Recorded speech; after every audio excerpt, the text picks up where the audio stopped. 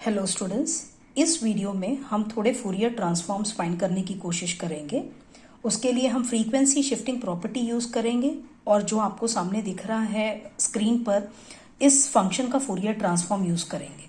तो हमने 1 लिया है, यहाँ पर xn लिया है, सिग्नल लिया है, कांस्टेंट सिग्नल, वैल्यू जिसकी 1 है।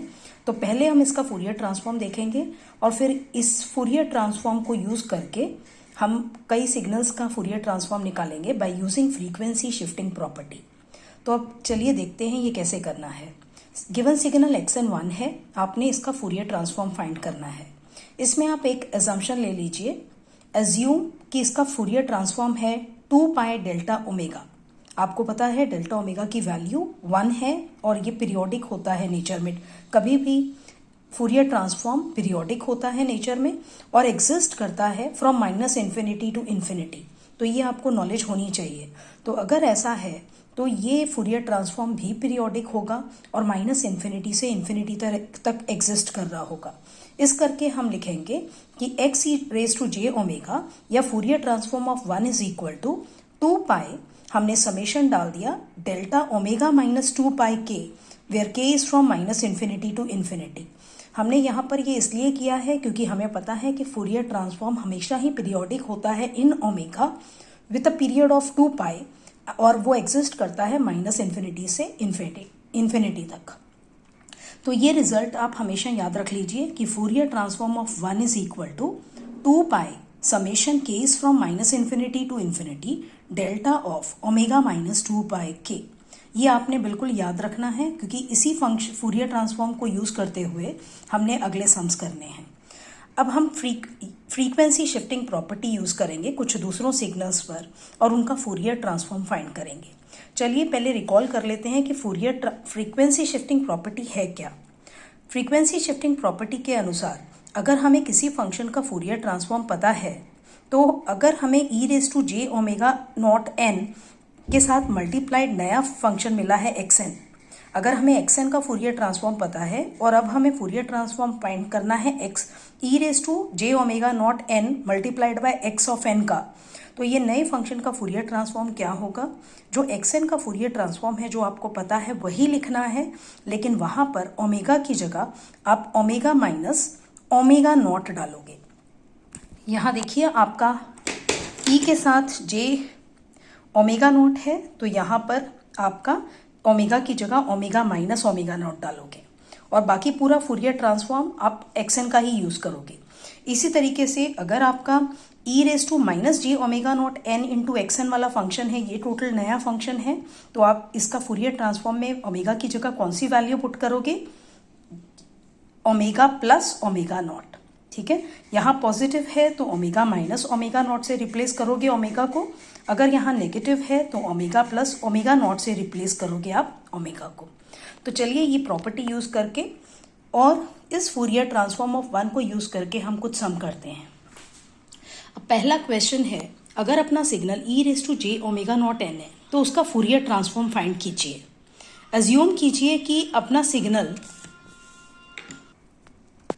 तो हमने एज्यूम किया है कि अपना सिग्नल e⁻j⍵0n, किसी भी सिग्नल को हम मल्टीप्लाइड बाय 1 करें तो कोई फर्क नहीं पड़ता, सिग्नल सेम रहता है।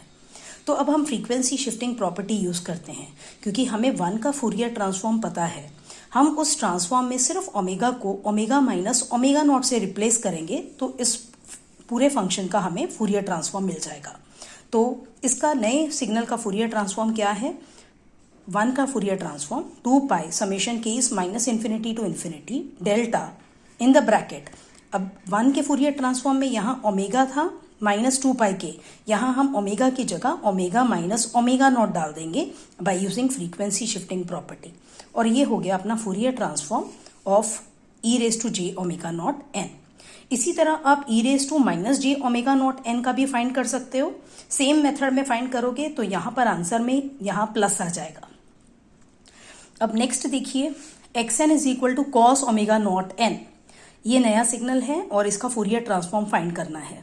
तो हम यहाँ पर कॉस थीटा वाला फॉर्मूला यूज करेंगे कि cos theta is e⁻j theta plus e⁻j theta divided by 2।